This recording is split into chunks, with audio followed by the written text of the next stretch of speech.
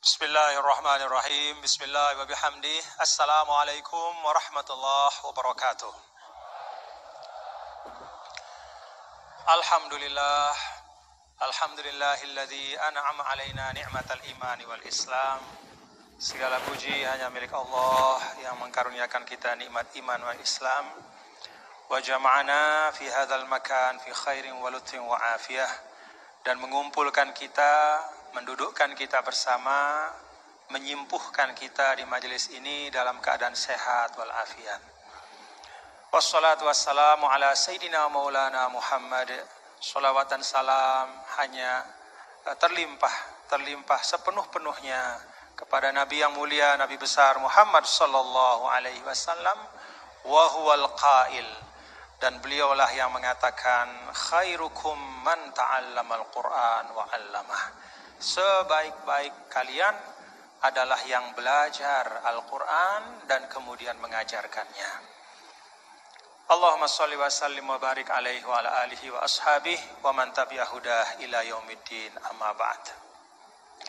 Yang sama-sama kita hormati dan kita muliakan guru kita yang sekarang tengah dalam perjalanan, yaitu Al-Mukarram Kiai Haji Bahauddin Nur Salim, ya, Gus Baha.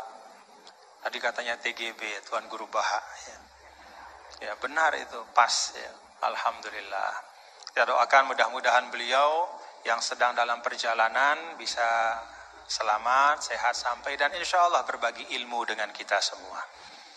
Bapak Ketua Badan Wakaf yang saya hormati, Bapak Rektor, Bapak-bapak para pembantu Rektor, dan para cerdik cendikia yang ada di belakang saya yang tidak dapat saya sebutkan satu persatu, semua saya hormati, saya takzimi.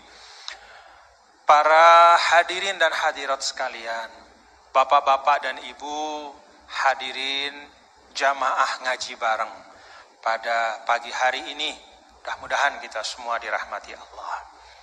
Bapak Ibu, dulu seorang guru saya, Syekh Abdul Ghafur Mustafa almarhum, beliau mengatakan bahwa risalah agama itu kalau diringkas dalam satu kalimat, risalatul Islam adalah is'adul insan fid dharain.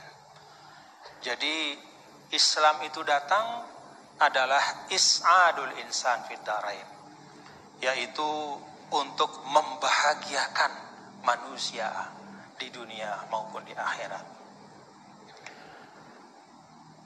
Beliau mengatakan semua maqasidus syariah, termasuk tentu sumber utama kita berislam, yaitu Al-Quran, dan juga hadis atau sunnah Rasulullah sallallahu alaihi wasallam, itu dihadirkan oleh Allah dalam ruang kehidupan ini.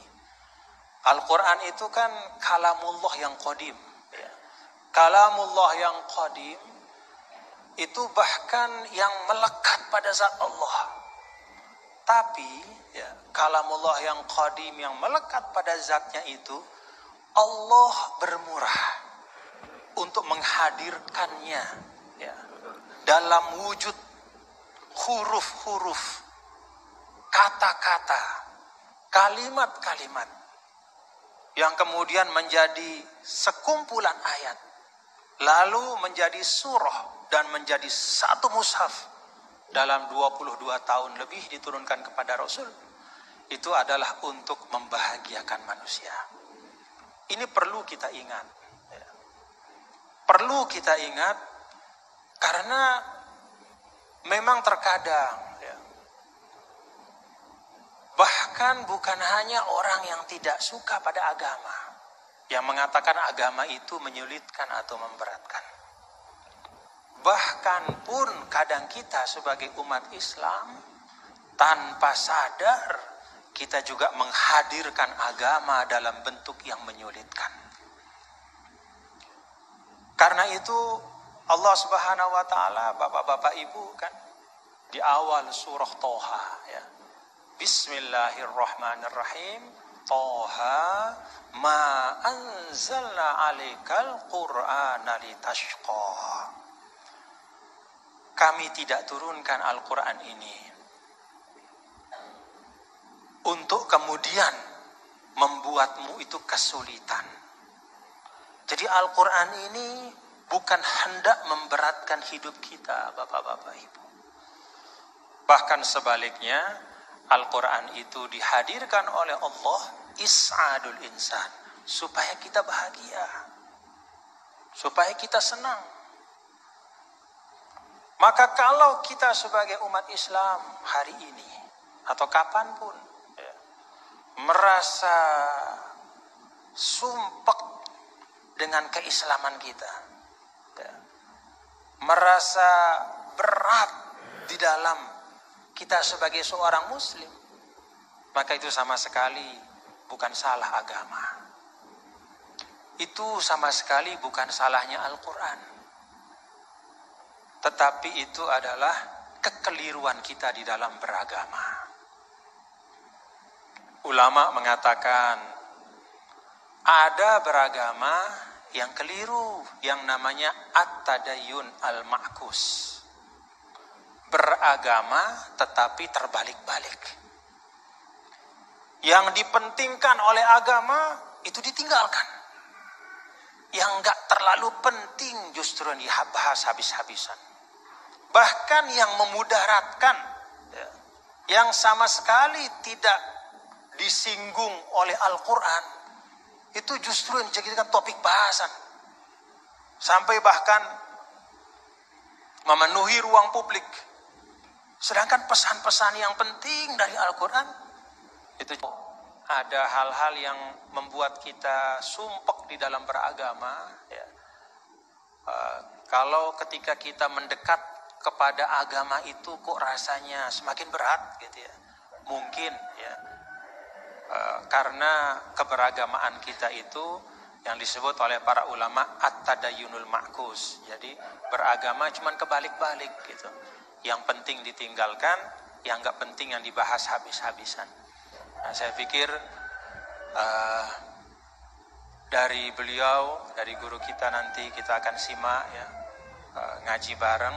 Karena Gus, saya terus terang nggak ngerti ya ngaji bareng ini awalnya konsepnya kayak apa. Makanya di mobil tadi saya tanya, ini maksudnya masing-masing ngomong aja gitu atau kayak gimana? Yang saya tanya, mal mas'ul bi a'lama minasail, dia lebih nggak ngerti lagi dibanding saya.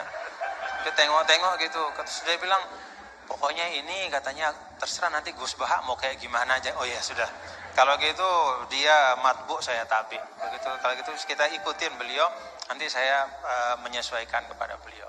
Jadi saya serahkan ya moderator langsung saja kepada Al-Mukarram Syekhna Kiai Haji Bahauddin Nur Salim untuk menyampaikan manfaatahallahu bihi, apa-apa yang Allah Ta'ala bukakan kepada beliau untuk kemanfaatan kita semua. Assalamualaikum warahmatullahi wabarakatuh.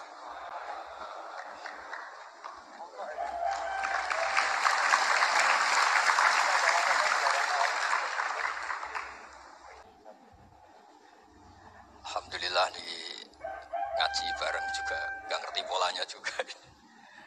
Yang terhormat nih, wonten Bapak Rektor, wonten Mas Zainul Masdi, wonten Ketua Badan Wakaf, Mas Warsono Muhammad, dan saya hormati. Ini katanya untuk bahagia. Jadi saking pentingnya untuk bahagia itu sampai Allah itu kadang ngendikan hal yang gak penting, tapi menjadi penting karena untuk bahagia. Jadi kalau Allah tanya Nabi Musa ketika ketemu dipanggil itu, wa ma tilka biyaminika ya Musa, yang kamu bawa itu apa? Padahal ketika dipanggil itu kagetnya bukan main. Misalnya pegawai UI dipanggil rektor itu kagetnya bukan main. Bawaannya rektor itu mesti nyalahkan. Mesti pikirannya orang itu mesti ketua badan wakaf ya sama. Mesti mau negur atau apalah. Nah, bawaan orang dipanggil atasan itu grogi, maka Allah ngendikan yang rileks. Kamu bawa apa gitu. Yang kamu pegang tangan kanan kamu itu apa? Masa Allah tanya sekedar gitu kan karuan. Wong kita manusia saja tahu yang dibawa Musa itu apa tong.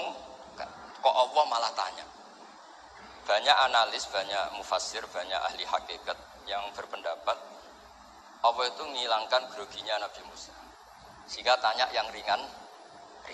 Jadi Jadi saya mohon ini pimpinan di sini juga kalau tanya anak buah yang ringan-ringan. Wes sarapan. Bon. Jadi kalau sosokan disiplin itu bukan sunnatullah, saya jamin itu. Apalagi tanya saya, kenapa Gus terlambat? Mulai saya, ulang gitu. Tuhan yang Tuhan saja sebaik itu kok. Rektor sama badan wakaf kok sekeras itu gitu. Jadi ini bukan gojlok supaya jadi orang yang dekat Allah gitu. Jadi ditanya, wa ma tilka biyaminika ya Musa? Kamu bawa apa ke sini? Yang di tangan kanan kamu itu apa? Nabi Musa jawabnya ya lucu ya sederhana. Ini tongkat Gusti. Tak pakai menggembala kambing, tak pakai ini itu. Bisa masih bilang dan lain-lain. Kayak laporan keuangan tuh, kalau susah nerangkan itu dan lain. Terakhir ditutup waliya fiha ma'arifu ukhra, dan masih ada lagi yang lain di depan Allah. Kamu lapor audit di badan wakaf, diterima enggak laporan lain tadi? Ini teman saya lama ini. Saya di UI itu sudah lama, cuma inginnya dikenal Allah, tapi sekarang malah dikenal rektor. Aduh repot lagi. Saya dulu dari anak Profesor Zaini itu mulai 2000, tahun 2000. Dekat sekali dengan saya. Sering ke rumah saya, ke kontrakan saya, karena diskusi tafsir. Dan saya ikhlas sekali, tidak ingin dikenal rektor, badan wakaf siapapun. Karena keluarga saya itu, bapak saya itu wali. Jadi kalau wali itu kepinginnya dikenal Allah. Tahu-tahu diturunkan derajatnya, disuruh kenal rektor, kenal badan wakaf. Jadi ini ada pemakhlukan. Ya ada pemakhlukan. Turun dulu baru naik. Ya. Jadi saya artinya gini, saya di sini itu saya bulbet. Jadi tadi Mas Majdi itu keliru kalau nanti saya ngisi, saya ini saya bulbet, nanti yang ngisi ini. Maksudnya seperti itu maksudnya. Jadi, karena tuan rumahnya saya Pak Warsono. Ya ini tamu ya. Tapi ternyata pemakhlukan itu penting. Di dalam ilmu tafsir diantaranya itu dikenal namanya tanazzulatul maulah. Allah itu menurunkan martabatnya. Allah sebagai Tuhan tentu tidak pernah menghutang kita, tidak pernah merasa dikasih karena semuanya itu milik Allah. Tapi Allah untuk memotivasi orang amal itu ketika Allah mangzallati yuqridu wa qardan hasana. Siapa yang mau menghutangi saya? Allah itu tentu tidak butuh hutang kita karena kan semua milik kita itu milik Allah. Tapi supaya orang termotivasi amal, merasa superior, merasa heroik, saya mau menghutangi Allah, saya mau menolong Allah. Padahal Allah huwan nasir, Allah ni'mal maula ni'man nasir. Tapi Allah mengistilahkan dirinya intan suruh jika kalian menolong Allah. Wahal yahtaju ilan nasri, tentu Allah tidak butuh pertolongan kita. Tapi itu tanazzulan. Allah yang Tuhan saja menurunkan derajatnya untuk komunikasi dengan manusia. Artinya kalau saya makomnya sudah fana kenal Allah, saya juga ikhlas turun derajat kenal rektor gitu. Jadi itu insya Allah tidak masalah. Gitu. Ben sampean pernah dengar ilmu hakikat memang gitu. Jadi saya ini memang sudah sering cerita ke Pak Fajar, Pak Sadeli, Pak Sejunet. Saya ini sudah daftar ingin jadi resi lah. Saya sudah nggak pernah keluar, saya di rumah ngaji. Tapi ngaji kalau ngaji terus ya. Saya belum pernah nggak ngaji. Satu hari minimal ngaji 4 kali. Ngaji fikih yang saya sering itu fikih karena mbah saya memang ahli usul fikih. Dulu pertama Profesor Zaini melibatkan saya ini cerita ke Mas Majdi itu gara-gara beliau itu profesornya itu sastra, adab, di Al-Azhar itu adab. Nah karena jurusannya adab, beliau memang pakarnya kalau menghaluskan bahasa. Tapi masalahnya di Quran kan banyak fikih juga, dan beliau cari ahli fikih. Singkat cerita, entah gimana ceritanya Allah yang mempertemukan ketemu saya. Nah, kenapa kita butuh fikih tidak sekedar kesusastraan atau ilmu adab?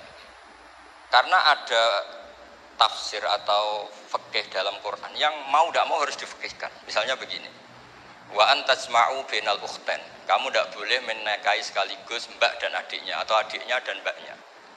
Jika Anda berpikir Quran itu hanya Quran, maka berarti apa boleh menikahi misalnya Sri dengan buliknya, Sri dengan budenya. Padahal tidak boleh juga. Tapi faktanya Quran hanya ngendikan wa antasma'u bainal ukhtain. Sebab itu zaman Rasulullah SAW sugeng itu nambahi wala binal mar'ati wa ammatiha wala binal mar'ati wa kholatiha. Juga tidak boleh menikahi Sri dan budenya atau Sri dan buliknya. Dan kebetulan Nabi itu tidak menambahkan wala binal mar'ati wa jaddatiha. Karena kayaknya itu gak usah dilarang ya sudah lucu aja gitu. Masa kamu nikahi perempuan umur 17 terus minat mbahnya umur 70. Lah itu kalau sampai butuh dilarang ya Anda perlu berobat itu. Tapi kalau bule kan kadang masih menarik. Orang-orang kayak gini itu misalnya nikah umur 17, bulenya cantik umur 30, minat enggak? Jadi artinya butuh dilarang untuk tidak minat itu butuh dilarang gitu. Tapi kalau mbah kok ditakon. Nah, ngono kok ditakon. Ini pakarnya. Ini tetangga saya orang Bojonegoro, dulu benderanya profesor sini juga. Artinya andai kan tidak ada usul fikih ini mimbabi itlaqil ba'di wa iradatil qaul. Meskipun usul fikih itu yang menginduk ilmu balaghah, ilmu ini itu. Jadi Allah menyebut benal ukhtain artinya diganti benal mahromain. Jadi ukhtain itu ibaratun atau itlaqul ba'di yaitu ukhtain mewakili kata mahromain. Dua perempuan yang punya hubungan mahram tidak boleh dinikah bersamaan untuk orang-orang yang poligami. Ini penting supaya semua tafsir juga gitu, lafat-lafat yang ada mahdhufnya. Itu kita jaga, baik itu secara keilmuan maupun secara fikih. Keilmuan misalnya begini. Orang yang dilaknati Allah, mal'anahu wa ghadiba alaihi. Di antaranya diteruskan wa ja'ala minhumul qiradata wal khanazira wa abadat tauhid. Lalu misalnya secara penelitian tidak pernah ada makhluk manusia yang dulu jadi kera. Tapi melihat ayat itu seakan-akan itu pernah ada periode atau kejadian di mana manusia itu dirubah jadi kera. Wa ja'ala minhumul qiradata. Mau tidak mau kita butuh perangkat ilmu lain yang namanya balaghah. Itu orang Jawa, itu kalau dilangkai kakinya itu hanya bilang kayak kera. Orang nggak sopan tuh katanya kayak kera. Jadi kalau dilangkai kepalanya langsung oh dasar ketek itu, dasar kera. Artinya dalam ilmu tasbih, kalau kemiripannya itu biasa, itu masih disebut ka, seperti. Tapi kalau mirip banget perilakunya itu kafnya dibuang. Sehingga orang yang tuli banget terhadap kebenaran, Allah bilang summum bukmun umyun. Orang kafir itu summun, tuli. Bukmun ada bisu. Padahal faktanya mereka bisa mendengar, bisa ngomong, bisa bicara. Tapi saking tidak pernahnya mau mendengar kebenaran, di redaksinya sumun, bukan kasumi tapi sumun. Begitu juga di bab madah memuji. Kalau orang agak ganteng, mungkin saya kalau muji Mas Masdi hanya kalkomar, muji Pak Rektor paling ya kalkomar. Tapi kalau muji Nabi langsung komarun, anta samsun, anta bedrun. Karena gantengnya kelewat, sehingga kaf tasbih sepertinya itu dibuang. Nah, andai kan tidak ada fakta manusia itu pernah dirubah jadi kera di era itu, andai kan itu nggak ada, kita sendiri juga nggak tahu. Kita masih bisa menganalisis dengan teori balaghah tadi. Wa ja'ala minhumul qiradata kal qiradah. Mereka atau mislal qirodah, mereka dijadikan Allah laksana kera, tidak berakhlak, tidak beretika, tidak bermoral. Ini pentingnya ilmu balaghah, sehingga kita tidak perlu mengharuskan orang berkeyakinan dulu itu pernah ada orang manusia dirubah jadi apa? Kera. Nah misalnya ada yang berkeyakinan atau berpendapat memang itu pernah nyata, itu ngendikannya Rasulullah kemudian itu dihilangkan, hanya hidup 3 hari kemudian hilang sehingga nggak punya turunan. Jadi pilihan-pilihan dalam tafsir itu satu tentu riwayat, dua itu analisis balaghah. Nah, analisis fikih itu tidak kalah penting karena konstruksi Quran itu ada fikih yang sudah mapan. Seorang lagi ada fikih yang sudah mapan. Ketika Nabi Lut itu menyesali kaumnya itu lesbi dan gay, kelainan seksual. Itu Nabi Lut ngendikan haula ibanati hunna adharulakum. Kalau kamu ingin menyalurkan kebutuhan biologis Anda, ini ada anak-anak putri kami, hunna adharulakum. Itu lebih suci bagi kalian. Tentu fikih itu sudah mapan, maknanya dinikahi dulu dengan proses nikah yang sah. Nah, barokahnya fikih yang mapan ini Allah tidak cerita tafasilul umur, tidak cerita detail-detailnya. Sehingga salah sekali kalau kita sering bilang kita hanya kembali ke Quran. Itu tidak bisa, karena Quran juga tidak berdiri sendiri dengan makna yang sebenarnya, karena turun itu ada asbabun nuzul. Ini yang terakhir supaya ngasih pekerjaan kan jauh-jauh dari NTB. Ya kan bisa dimanfaatkan secara baik dan benar. Saya bulbet. Nah, enggak, ini bukan guyon, tapi memang betul harus begitu memang. Mau enggak mau. Sumpah misalnya. Orang itu kalau ditagih utang atau ditegur itu masih ya besok saya bayar. Ditagih lagi kayak gak percaya, wawahi besok saya bayar. Jadi kata wawahi itu mesti menunjukkan emosi, tersinggung, sumpah. Sehingga suatu saat ada seorang khotib ini ngendikan, "Fawarobbis sama'i wal ardi innahu lahaqqum mislama annakum tantikun." Demi Tuhannya langit dan bumi. Itu si Bedui, ada orang Arabi, orang desa. Langsung menyelasi Pak Khotib tadi. Pak Khotib, mangdalladzi akhdhafal jalil hatta alja'ahu ilal yamin. Siapa yang bikin murka Allah sehingga Allah terpaksa sumpah. Semenjak itu jadi ilmu, kalau Allah memulai redaksi dengan sumpah, dengan qasam, pasti Allah tersinggung.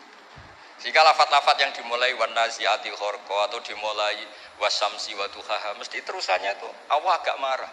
Karena di mana-mana orang sumpah itu menjelaskan sama yang agak tidak percaya. Itu dzauqul arabi, itu ad-dzauqus salim. Nah, begitu seterusnya. Kemudian masalah wasfiyah ismiyah. Saya dulu sering debat sama Profesor Zaini. Kan misalnya kiai-kiai di Jawa, umumnya kalau maknani min alakin itu segumpal darah. Lalu orang-orang yang nekuni embriologi itu tidak pernah ada segumpal darah. Kalau segumpal darah malah jadi kluron. Macam-macam. Katanya Quran itu mesti benar, ini ada segumpal darah. Kata saya segumpal darah itu bahasa Indonesia, Quran itu bahasa Arab. Tidak akan ada itu di Quran, kata saya.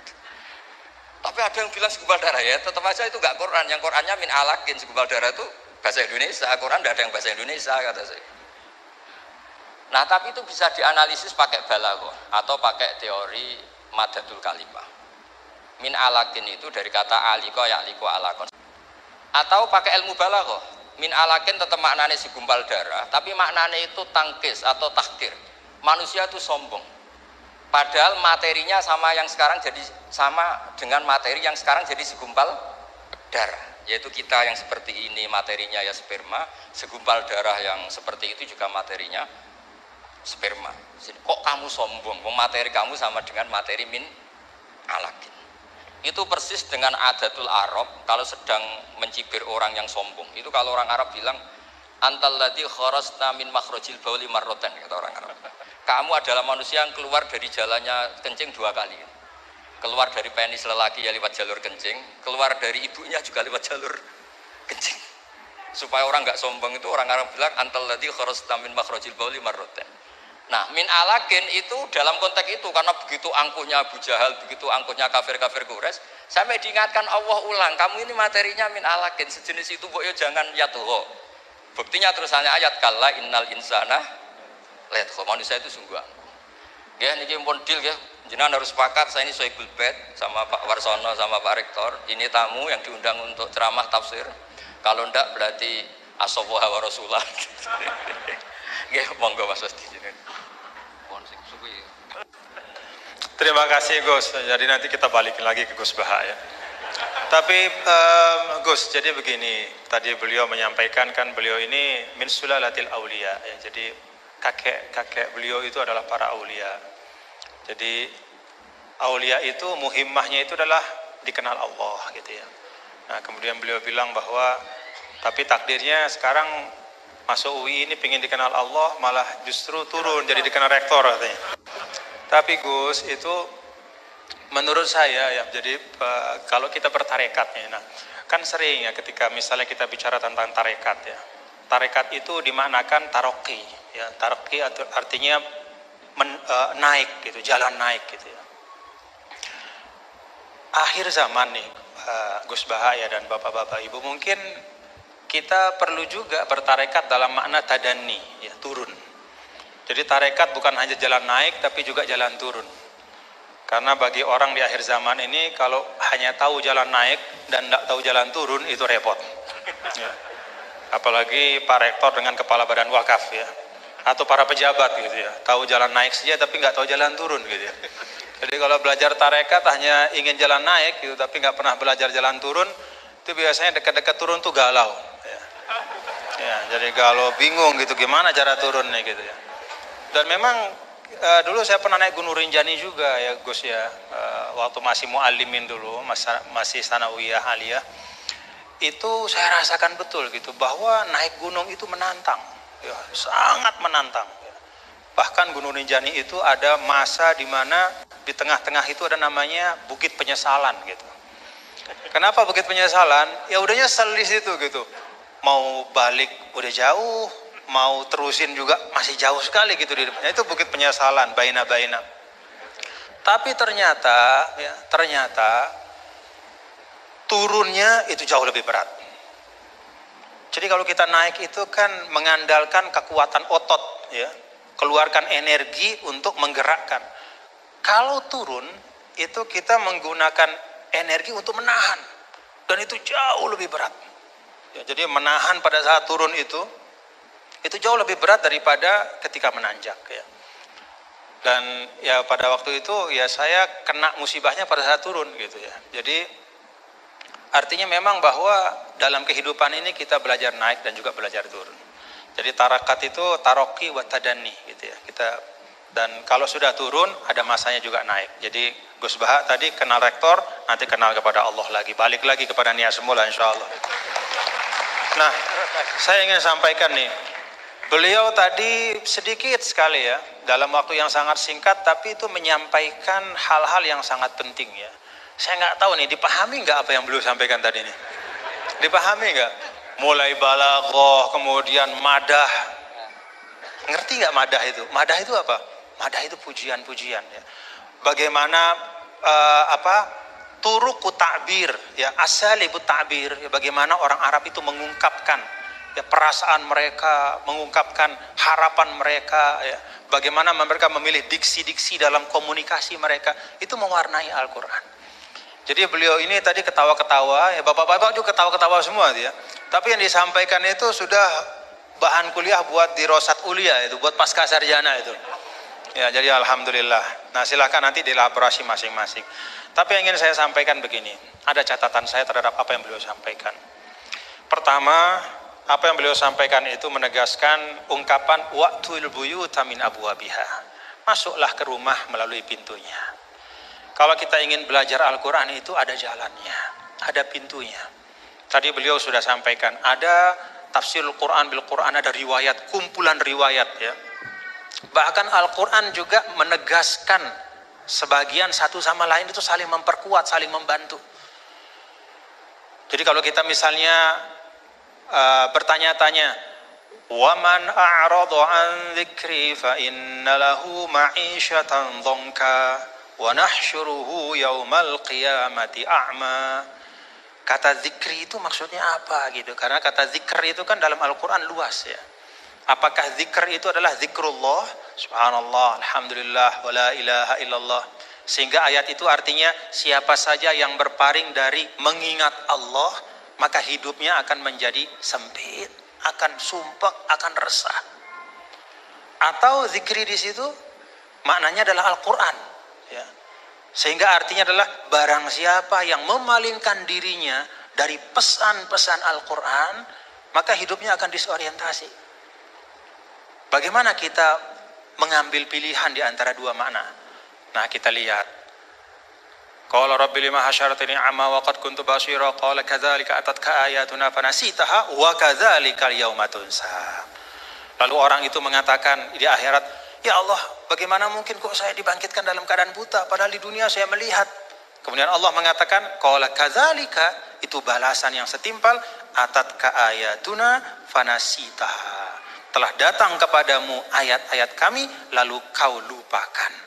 Nah, dari ayat ini maka ulama menafsirkan kata zikri, oh yang dimaksudkan dengan zikri itu adalah ayatuna, yaitu Al-Qur'an. Nah, ini yang disebut dengan Al-Qur'an yufassiru ba'duhu ba'dhu, dia saling menafsirkan. Baik itu penafsirannya datang segera setelahnya ataupun di ayat-ayat yang lain seperti yang Al-Mukarram Ki Haji Bahauddin sampaikan. Ada yang di bagian yang lain, baik itu secara nas, secara sharih ataupun secara dilalah, secara tunjukkan isyarat. Ketika misalnya Nabi Adam alaihissalam, Allah Ta'ala sampaikan apa? Fatalaqa Adam min rabbih kalimat. Allah Ta'ala memberikan, Adam menerima dari Tuhannya kalimat. Fataba alaih. Dengan sebab kalimat yang dia ucapkan itu, Allah ampuni dosanya, kekeliruannya. Apa kalimat itu? Oh, ada di ayat yang lain. Rabbana zalamna anfusana wa illam taghfir lana wa tarhamna lanakunanna minal khasirin. Itu pintu memahami Al-Qur'an. Tadi Gus Bah bilang sampaikan, ada pintunya. Baik itu pintunya adalah riwayat-riwayat dari Al-Qur'an, dari hadis juga beliau sampaikan tadi. Al-Qur'an enggak dibiarkan sendiri oleh Rasul. tapi didatangkan hadis untuk menyempurnakan.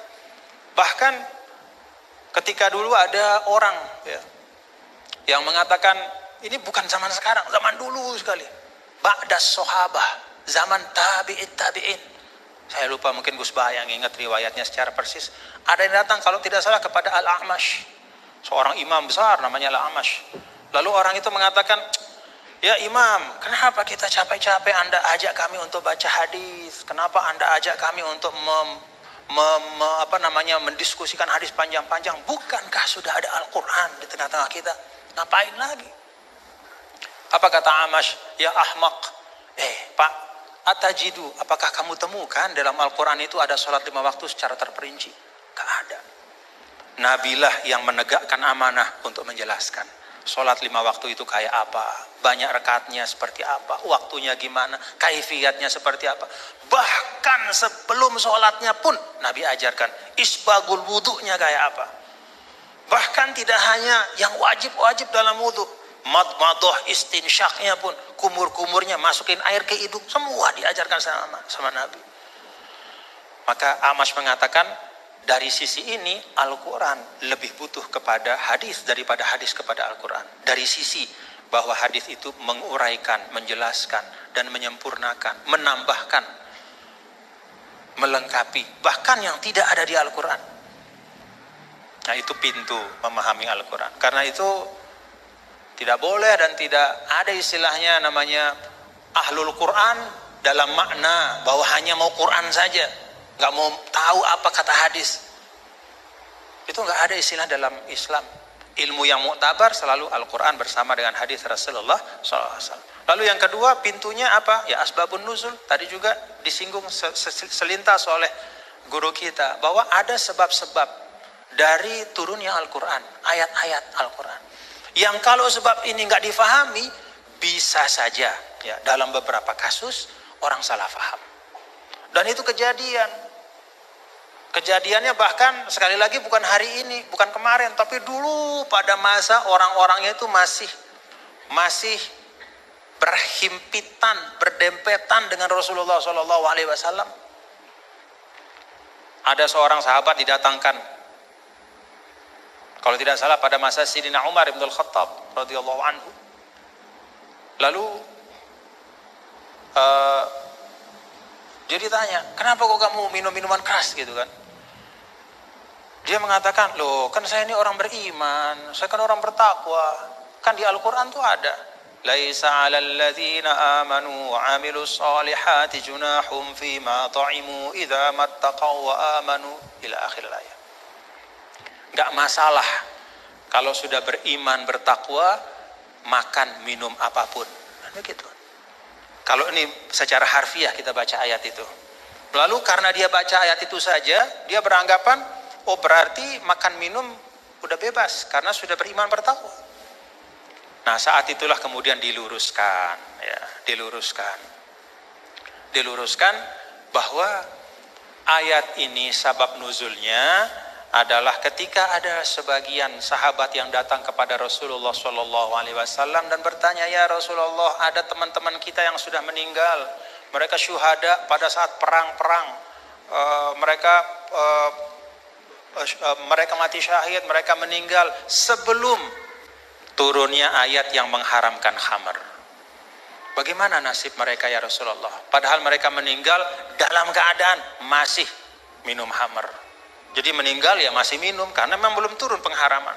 Maka turunlah ayat ini menjelaskan. Oh, kalau memang orang nggak tahu, belum ada taklif kepada dia, nggak dosa. Nah, sebagian ulama kemudian menarik ayat ini juga ke masa sekarang. Ya. Kalau misalnya ada di tempat-tempat tertentu, misalnya ada katakanlah dakwah Islam masuk ke suatu negara misalnya, lalu para dai itu menyampaikan tentang tauhid, menyampaikan tentang rukun iman, baru disampaikan tentang rukun iman, rukun Islam, kemudian orang itu dia bersyahadat, dia baru sholat, lalu dia meninggal dalam keadaan dia masih minum khamar, pada saat belum dijelaskan oleh dai itu bahwa Islam mengharamkan khamar. Bagaimana hukumnya dia gitu?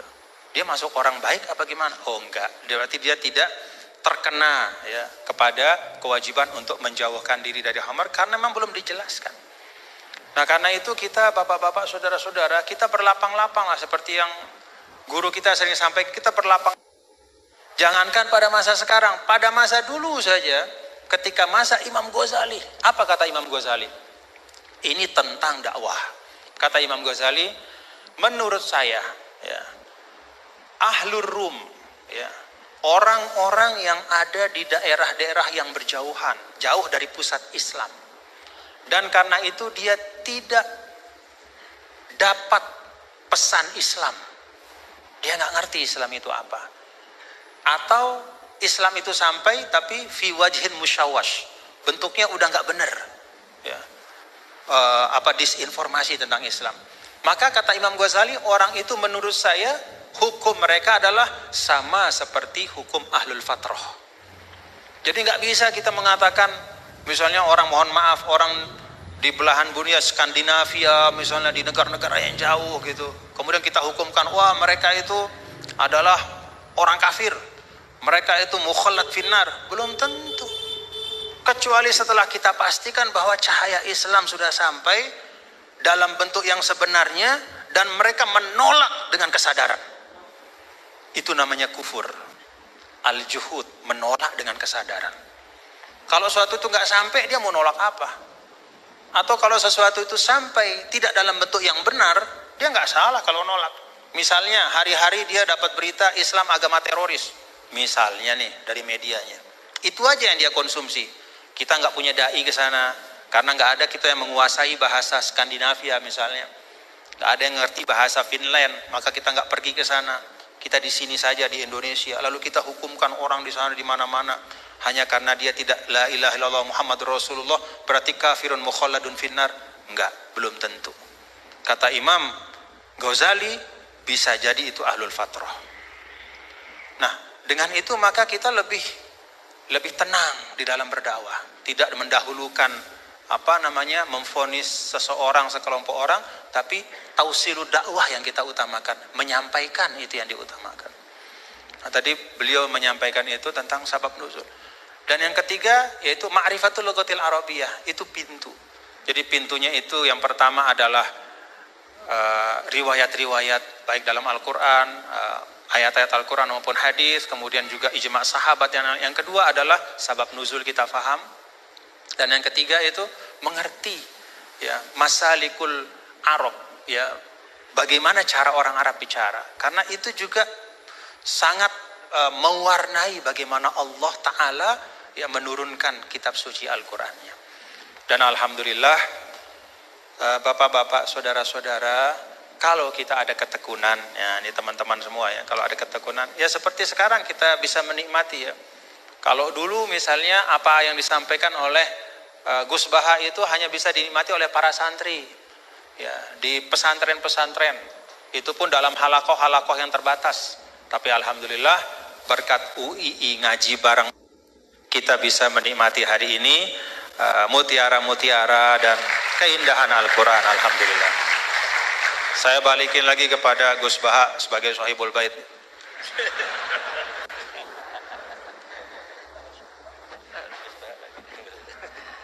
Bismillahirrahmanirrahim. Meneruskan konstruksi ayat ya. Misalnya begini, Anda jangan langsung menyalahkan Nabi Adam. Saya ini sering kampanye untuk membela Nabi Adam, karena banyak kiai yang cerita Nabi Adam itu salah melulu. Nanti kan kita di surga kan nggak perlu ngajukan kredit, nggak perlu punya istri cantik yang minta ke mall, karena kelebihannya bidadari itu cantik, nggak minta belanja. Sudah gitu di madu juga nggak protes. Tapi kalau di dunia itu sudah minta belanja, di madu protes. Nah, tapi kenapa Nabi Adam akhirnya keluar dari surga dan kita menyalahkan hanya demi kepentingan supaya tadi punya istri cantik, tidak minta uang belanja dan boleh dipoligami mau. Di konstruksi ayat itu tidak ditampakkan, tapi semua ahli tafsir tahu. Misalnya fadallahuma bighurur, setan menipu Adam dan Hawa dengan curang. Gurur itu nipu. Jadi kalau ngaji nipu itu mulai dulu itu ya gurunya setan itu. Jadi Nabi Adam itu di surga dengan penuh limpahan anugerah. Buah apa saja ada, makanan apa saja ada, enggak bayar. Tempat mewah leg juga enggak bayar. Kalau Anda di hotel leg sedikit aja bayarnya minta ampun. Akhirnya setan tuh pura-pura nangis terseduh. Akhirnya Nabi Adam menghampiri. Kenapa kamu nangis? Saya ini iba sama kamu, kasihan. Nikmat begini nikmat. Pada akhirnya Anda ini mati karena Anda manusia pasti mati. Kasihan sudah senikmat ini kemudian Anda mati. Pura-pura nangis, jadi lama ya nangis, acting itu. Akhirnya Nabi Adam tanya, lalu solusinya gimana? Ya terus setan tinggal numpangi. Hal adulluka ala syajaratil khulti wa mulkil la yablad. Kamu mau tak kasih vitamin makan pohon khuldi? Nanti kalau kamu makan itu terus abadi. Jadi terus setan Nabi Adam mulai ragu, tapi Allah melarang saya makan pohon khuldi itu, syajaratul khuldi itu. Kamu tidak usah cari tafsirnya, itu anggur apa ketela apa duren, itu namanya orang kurang penggawean itu gak penting. Ketika Allah tidak jelaskan detail, itu berarti detailnya itu tidak penting. Kamu sok penting nyari itu apa itu. Allah saja tidak menjelaskan, kok kamu yang manusia mau menjelaskan. Akhirnya Nabi Adam tanya, apa betul Allah itu melarang saya makan itu? Terus Allah cerita, wa qasamahuma inni lakuma laminan nasihin. Terus setan itu cerita, demi Allah saya tahu info terbaru bahwa sekarang nggak apa-apa. Jadi hukum terbaru itu. Singkat cerita Nabi Adam makan. Ketika makan, berarti setan salah karena menipu Nabi Adam, Adam salah karena makan pohon khuldi tadi. Apa yang terjadi? Allah manggil Nabi Adam. Adam, kenapa kamu makan itu? Bukankah pohon-pohon yang lain, buah-buah yang lain itu cukup? Kenapa kamu makan yang saya larang itu? Terus jawab Nabi Adam ini yang unik, yang kita harus bela Nabi Adam ila yaumil qiyamah. Wa izzatika ya Rabbi ma adzunnu anna ahadan yahlifu bika kadiban. Demi kehormatanmu ya Allah, ketika engkau disebut oleh setan, saya tidak pernah mengira ada orang berani mencatut nama engkau kemudian dia bohong. Ini contohnya Pak Fajar ini, sama temannya yang paling sering bohong itu dia nggak percaya, tapi meskipun sering bohong kalau dipanggil Pak Rektor ngecek ulang apa enggak, kalau kalimatnya dipanggil Pak Rektor pasti nggak ngecek ulang, meskipun teman yang sering bohong pasti langsung nyari Pak Rektor. Saya misalnya sebagai murid Mbah Maimun punya teman yang sering bohong sekalipun terus bilang Gus dipanggil Mbah Maimun, pastilah langsung ke sana karena disebut nama itu orang sudah ada berpikir jelimet. Ketika engkau disebut ya Allah, saya tidak pernah ngira ada orang mencatat nama engkau kemudian dia bohong. Sehingga Allah itu haru sama Nabi Adam. Makanya Nabi Adam itu diusir. Ini meneruskan ayat yang dibaca Mas Masjid tadi. Diusir tapi disangoni. Dam, secara prosedur hukum kamu harus saya usir karena kamu melanggar. Tapi tak sangoni, lucu kan? Tak sangoni. Kamu baca ini ya. jadi unik. Makanya ayatnya fatalaqqa Adamu mir Rabbi. Bukan jadi unik. Makanya ayatnya fatalaqqa Adamu mir Rabbi. Bukan kreasinya Nabi Adam. Kalimat itu bukan kreasi Nabi Adam, tapi hadiah sama Allah. Ini kamu secara laturan tak usir, tapi tak sangoni, ini dibaca nanti. Tapi Nabi Iblis tidak disangoni. Karena memang dia penipu betul. Sudah gitu akting pura-pura nangis, pura-pura ini itu. Jadi benar-benar penipu ulung. Makanya sekarang pun kalau penipu itu memang harus sopan, harus nangis. Itu cara untuk itu. Karena sanatnya penipuan memang begitu, sanat awalnya memang begitu. Pura-pura nangis, terus pura-pura itu. Jadi itu memang cara paling efektif untuk apa? Nipu. Ada sanatnya. Nah, lalu kenapa ada hadis mangqala la ilaha illallah dakhalal jannah? Ini terakhir terus nanti Mas ngendikan terus doai sekalian. Perintah sohibul bait, bukan permintaan, perintah. Perintah itu bukan berarti tidak sopan. Memang bahasa Indonesia itu gitu.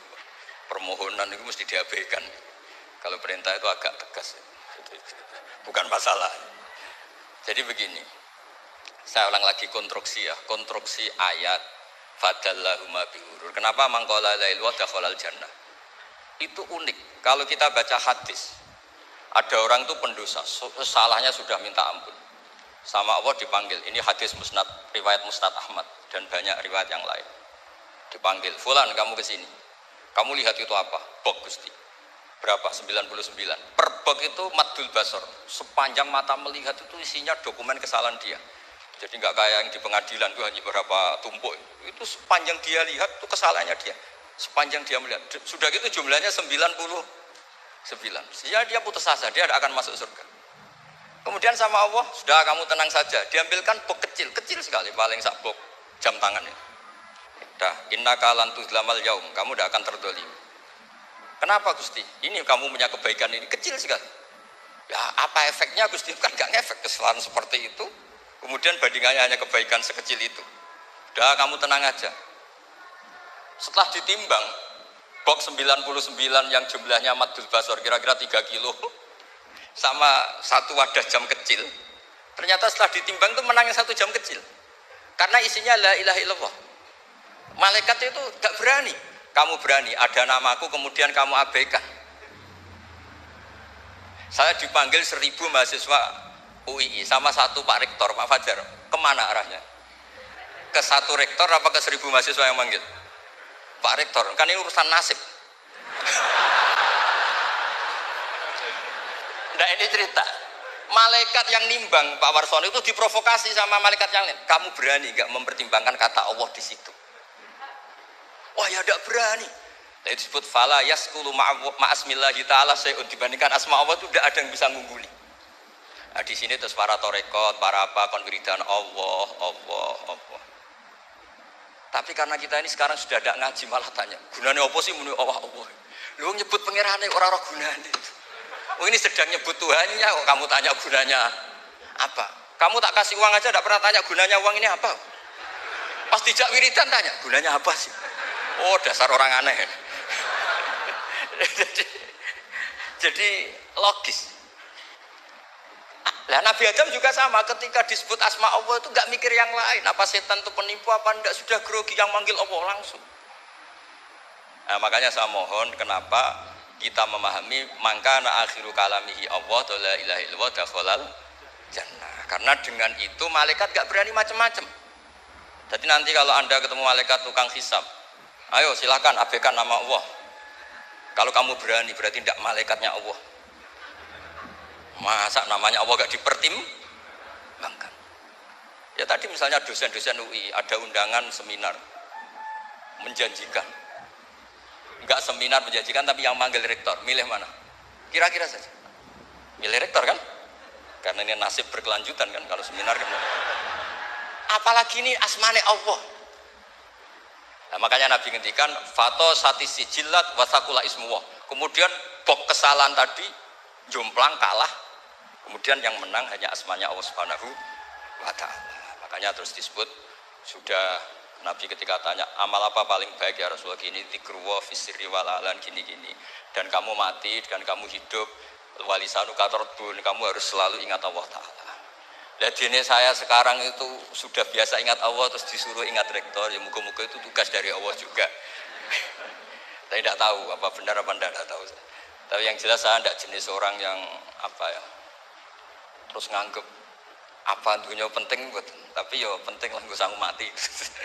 Tapi yang jelas supaya sampean ngerti madhab saya, karena ini ngaji dan saya punya niat baik, maka saya ungkapkan cara berpikir saya. Jadi sampean tidak usah kaget, mungkin namanya kan mengabaikan kesalahan, cara berpikir enggak gitu. Kita punya riwayat sahihah bahwa ketika malaikat mengabaikan semua kesalahan ini karena enggak berani memperbandingkan asmane Allah dengan yang lain.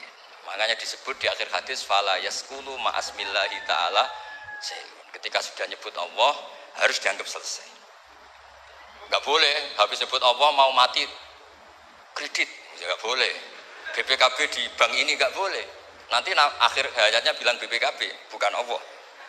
Enggak harus kata Allah itu mengunci.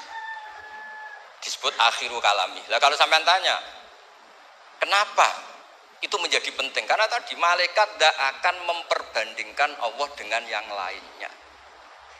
Makanya ketika ulama-ulama sufi, kalau kamu habis salah istighfar, nanti di sohifah kamu akan ditulis habis salah. Terus di belakang ditulis, tapi setelah itu dia bilang astagfirullahaladzim. Nanti malaikat tinggal aja kamu teror.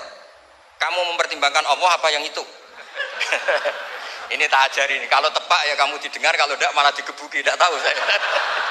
Tapi itu ijazah resmi ini hari ini. Hadisnya akurat. Ijazah. Nggih ngoten mawon kok nak kesuwen kepinteran nyanyi kula. Assalamualaikum warahmatullahi wabarakatuh.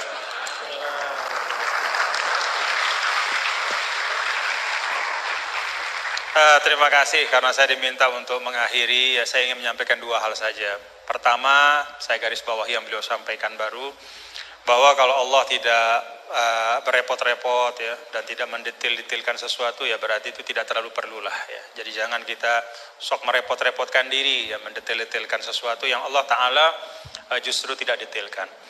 Nah, artinya apa? Ya memang letakkan sesuatu pada tempatnya, dan itu menurut saya juga yang sering beliau sampaikan ya, bahwa dengan meletakkan sesuatu pada tempatnya itulah menjadi asas kebahagiaan. Ya, jadi kalau kita tahu menempatkan sesuatu pada tempatnya, ya kita akan lapang-lapang saja ya, menyikapi nikmat, musibah dan segala macam. Nah, kalau kita lihat nih, pertanyaannya apa sih yang dipentingkan oleh Allah dalam Al-Quran? Ya, kalau kita lihat, ya tentu Allah Ta'ala yang maha tahu apa-apa yang paling penting, yang paling utama, ya pokok-pokok akidah, kemudian pokok-pokok ritual ibadah. Tapi kalau kita menggunakan pendekatan kuantitatif, ya, salah satu yang sangat dipentingkan oleh Allah dalam Al-Quran adalah ranah muamalah. Jadi ranah muamalah itu luar biasa dipentingkan oleh Allah dalam Al-Quran. Ya kalau kita lihat misalnya dari sisi panjang pendeknya ayat saja, 282 Al-Baqarah itu ayat paling panjang dalam Al-Quran adalah tentang transaksi hutang piutang. Ya, itu muamalah. Dan salah kalau kita misalnya menanggapi atau mempersepsi bahwa urusan utang piutang itu urusan dunia belaka. Enggak. Ya buktinya Gus Bah tadi nyampaikan beberapa hal tentang utang piutang dalam mengaji barang ini. Berarti sesuatu yang penting.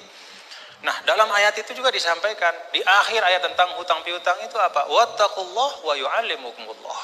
Wattaqullah wa yu'allimukumullah. Jadi bahwa muamalahmu, transaksi keuanganmu, hutang piutangmu, hal ihwal tentang keuangan itu menyangkut takwa juga gitu. Itu menyangkut takwa juga. Itu bagian dari ekspresi bertakwa kita. Hutang yang benar, menulis dengan baik, membayarnya juga dengan baik, berhutangnya pun kalau memang betul-betul butuh dan seterusnya.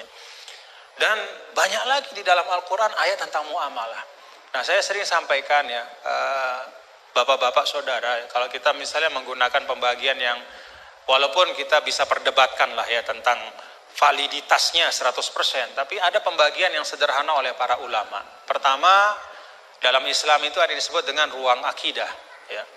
Yang kedua ruang ritual ibadah, dan yang ketiga adalah ruang muamalah. Semuanya itu tentu dalam makna semuanya hidup adalah ibadah, tapi kalau dibagi ruang akidah itu terkait dengan rukun-rukun iman kita, keyakinan-keyakinan pokok. Itu sifatnya tauqifi, nggak boleh dikreasikan. Jadi apa yang Allah Ta'ala sampaikan, yang berikan, ya seperti tadi disangoni Nabi Adam, fatalaqa Adam berkalimatin fataba alaih. Ya Rabbana zolamna, ya itu sudah sangon dari Allah. Ya iman itu ya kayak begitu. Kita disangoni, diberikan, ditegaskan, dibatasi.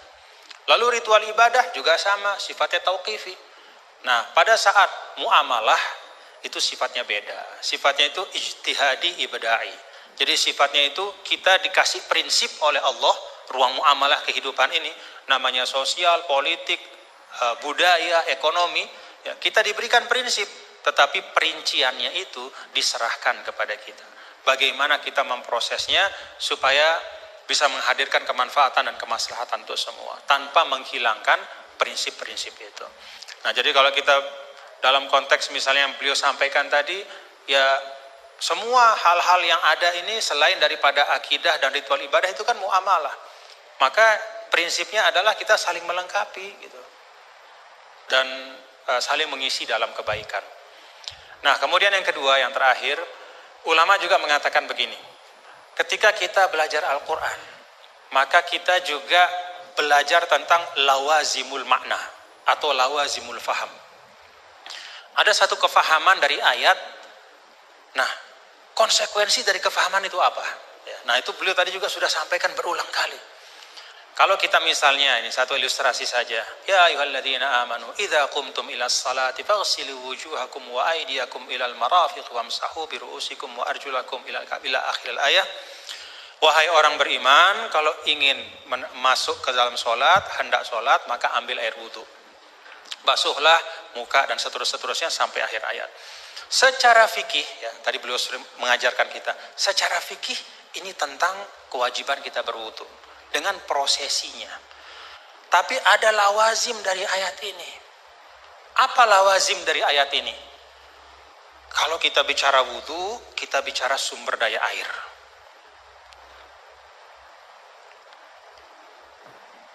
Kita bicara tentang wudu, kita bicara tentang ekosistem kehidupan. Nggak ada wudu tanpa air. Kalau wudu tanpa air, tayamum namanya. Nggak ada wudu tanpa air. Maka apa arti lawazim dari ayat ini? Jaga sumber daya air itu.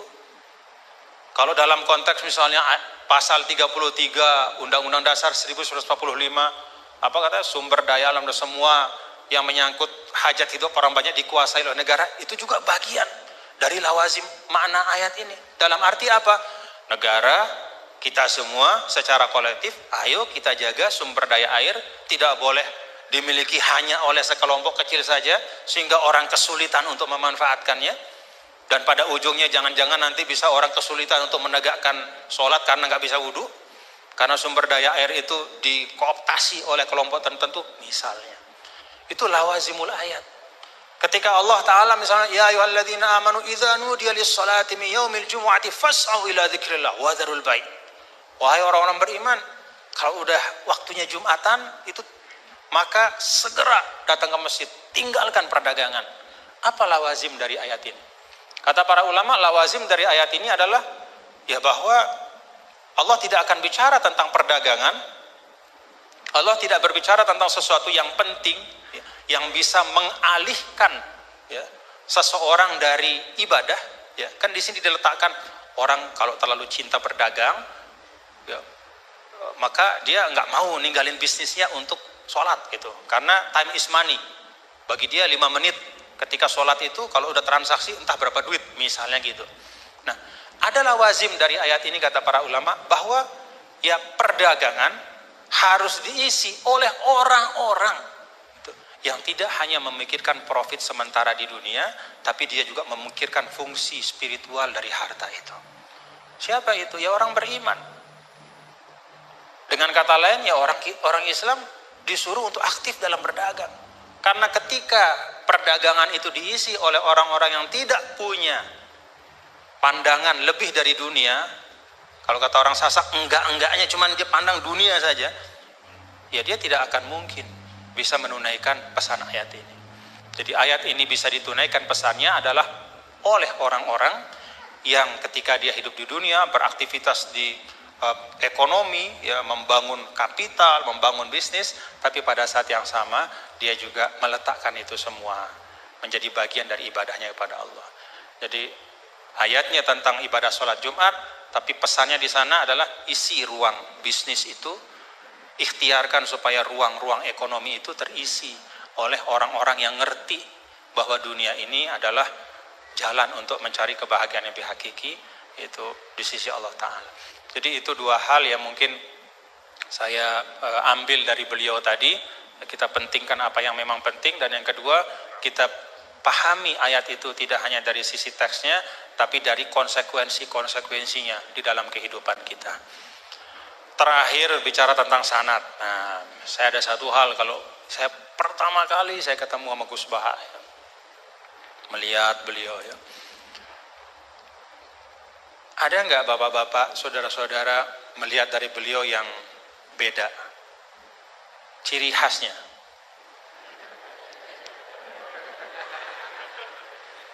Ciri khasnya beliau itu gini. Tapi hari ini ikroman li rektor, jadi rambut nggak kelihatan beliau. Nah, karena beliau ini adalah keturunan dari aulia, dari Lasamnya, dan salah seorang dari Masyaikh di Lasam itu adalah sahabat dari kakek kami dulu, Mbah Maksum Lasam. Ya, beliau bersahabat dengan Nini dan Maulana Syekh Tuan Guru Kiai Haji Muhammad Zainuddin Abdul Majid. Itu biasanya perilaku Lasem itu ada sanatnya, gitu ya. Jadi saya lagi mikir-mikir, ini naruh topi begini tuh ada sanatnya nggak beliau? Kita mau tahu dari beliau, ya. Ala kulli hal, bapak-bapak saudara, terima kasih Gus atas ilmu-ilmunya dan silaturahim kita pada pagi hari ini. Mudah-mudahan bisa terus